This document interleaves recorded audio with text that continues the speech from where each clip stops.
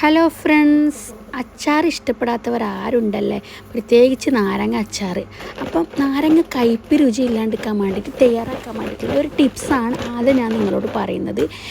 ഇതിപ്പോൾ ഞാൻ ആദ്യം നാരങ്ങ നന്നായിട്ടൊന്ന് ഇതേപോലെ മുറിച്ചിട്ട് ഭരണിയിലിട്ടിട്ട് ഉപ്പ് ഇട്ട് വെക്കുന്നതാണ് കേട്ടോ.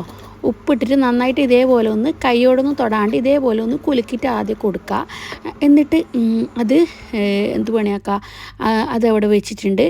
ഞാൻ ഉപ്പ് പിടിക്കാൻ വേണ്ടിയിട്ട് ഇതൊരു ദിവസം ഉപ്പിലിട്ട് വെച്ചിട്ടുണ്ടായിരുന്നു. ഈ പിറ്റേത്തെ ദിവസം ഞാൻ എന്ത് പണിയാക്കുന്നത് വെച്ചാൽ ഇതിലേക്ക് സിർക്ക ഒഴിച്ച് കൊടുക്കുകയാണ് കേട്ടോ ചെയ്യുന്നത്.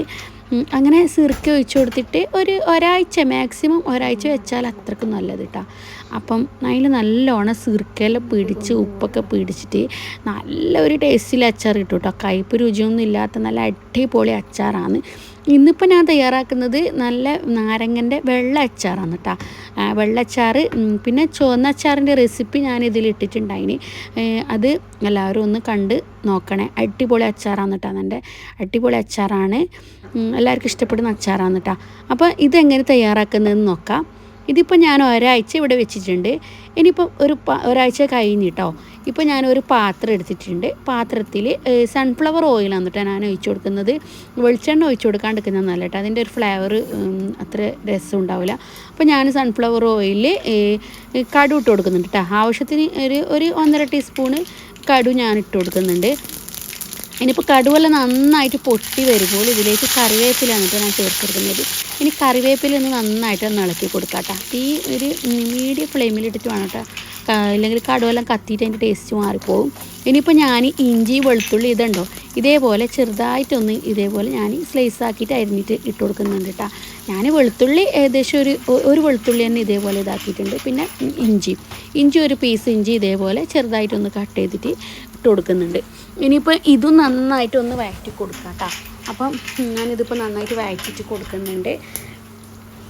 അപ്പോൾ ഇതെല്ലാവരും ട്രൈ ചെയ്ത് നോക്കാം. അടിപൊളി അച്ചാറാണ്.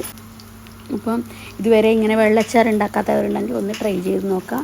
നല്ല രസമാണ് കേട്ടോ. ചോറിനായാലും കഞ്ഞിക്കായാലും അടിപൊളി കൂട്ടാൻ വേണ്ടിയിട്ട് നല്ല രസമാണ്. എല്ലാ രസങ്ങളും ഒത്തുചേർന്ന ഒരു അച്ചാറാണ് കേട്ടോ ഇതിപ്പോൾ ഇനി ഇതായി ഇഞ്ചി വെളുത്തുള്ളി ഒന്ന് വഴന്നിട്ട് വന്നിട്ടുണ്ട്. ഇനിയിപ്പോൾ ഞാൻ സുർക്കിയിൽ വെച്ചിട്ടുണ്ടായ നാരങ്ങയില്ലേ അത് ഇതിലേക്ക് ഇട്ട് കൊടുക്കുന്നുണ്ട്. എന്നിട്ട് ഒന്ന് നന്നായിട്ടൊന്ന് ഇളക്കി കൊടുക്കണം.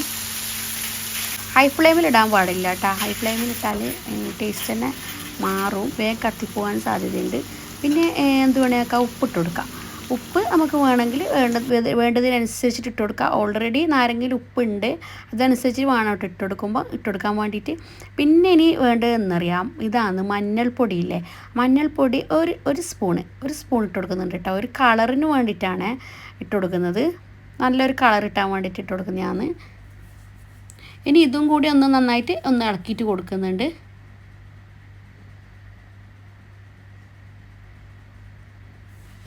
ഇനിയിപ്പോൾ ഞാൻ കുറച്ച് നീരിട്ടാൻ വേണ്ടിയിട്ട് സിർക്ക തന്നെയാണ് കേട്ടോ ഒഴിച്ച് കൊടുക്കുന്നത്. നമ്മൾ സിർക്കയിൽ ഇട്ടിട്ട് വെച്ചിട്ടുണ്ടായിട്ട് അപ്പോൾ ആ സിർക്ക തന്നെ ഇതിൽ ഉണ്ടായിരുന്നു. അപ്പോൾ ആ സിർക്ക ഇതിലേക്ക് ഒഴിച്ച് കൊടുത്തിട്ട് ഒന്ന് നന്നായിട്ടൊന്ന് കുറച്ച് സമയം വരെ ഒന്ന് വെക്കണം കേട്ടോ. ഇതേപോലെ ഒന്ന് തിളപ്പിച്ചെടുക്കാം. ഇനിയിപ്പോൾ ഇതിൽ പഞ്ചസാര ഇട്ട് കൊടുക്കുന്നുണ്ട്. ഞാനൊരു വലിയ ടേബിൾ സ്പൂൺ തന്നെ പഞ്ചസാരയാണ് ഇട്ട് കൊടുക്കുന്നത്. പഞ്ചസാര ഒരു നല്ല ടേസ്റ്റാണ് കേട്ടോ. പഞ്ചസാരയും പിന്നെ ഉപ്പും അതെല്ലാം കുടിച്ചിലൊരു ടേസ്റ്റാണ് കേട്ടോ. ഇത് നല്ല രസമാണ് തിന്നാൻ വേണ്ടിയിട്ട് ഈ അച്ചാർ. അപ്പോൾ ഇതും റെഡിയായി. വേഗം തയ്യാറാക്കാൻ വേണ്ടി പറ്റൂട്ടെ. ഇത് ഒരു പണിയുമില്ല കേട്ടോ ഈ അച്ചാർ ഉണ്ടാക്കാൻ വേണ്ടിയിട്ട്. പിന്നെ ഞാൻ ഇട്ട് കൊടുക്കുന്നത് എന്തെന്ന് വെച്ചാൽ ഒരു 2 സ്പൂൺ ഉലുവൻ്റെ പൊടിയാണ് കേട്ടോ. ഉലുവ വറുത്ത് പൊടിച്ചതാണ് കേട്ടോ ഉലുവ.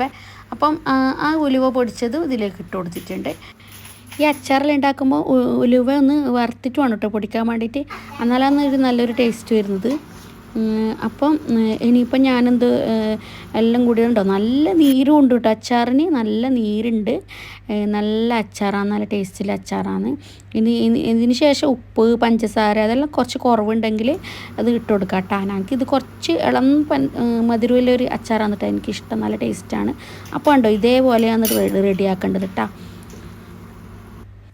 പിന്നെ ഒരു കാര്യം എന്ന് വെച്ചാൽ ഈ അച്ചാറില്ലേ നമ്മൾ ഉണ്ടാക്കിയിട്ട് അന്നപാട് കഴിക്കുന്നതിനെക്കാട്ടി കുറച്ചും കൂടി ഒരു ദിവസം വെച്ച് കഴിഞ്ഞാൽ നല്ല ടേസ്റ്റാണ് കേട്ടോ. അത്ര ദിവസം വെക്കുന്ന അത്ര നല്ല ടേസ്റ്റാണ്. ഇതിൽ നല്ലോണം ഉപ്പ് എല്ലാം പിടിച്ചിട്ട് നല്ലൊരു ടേസ്റ്റിലൊരു അച്ചാറാണ് കേട്ടോ കിട്ടൽ. അപ്പം ഞാൻ ഇതിലേക്ക് ഭരണിയിലേക്ക് മാറ്റുന്നുണ്ട് കേട്ടോ. അതിൻ്റെ വീഡിയോ മിസ്സായിപ്പോയിന്. അപ്പം വീഡിയോ ഇഷ്ടപ്പെട്ടാൽ എല്ലാവരും ഒന്ന് ലൈക്ക് ചെയ്യുക, ഷെയർ ചെയ്യുക, സബ്സ്ക്രൈബ് ചെയ്യുക, കമൻറ്റ് ചെയ്യുക. അപ്പം സപ്പോർട്ട് ചെയ്യുന്ന എല്ലാവർക്കും നന്ദിയുണ്ട്. അപ്പം എല്ലാവരും ഇത് ട്രൈ ചെയ്ത് നോക്കുക. അഭിപ്രായം കമൻറ്റ് ബോക്സിൽ അറിയിക്കുക. Thank you.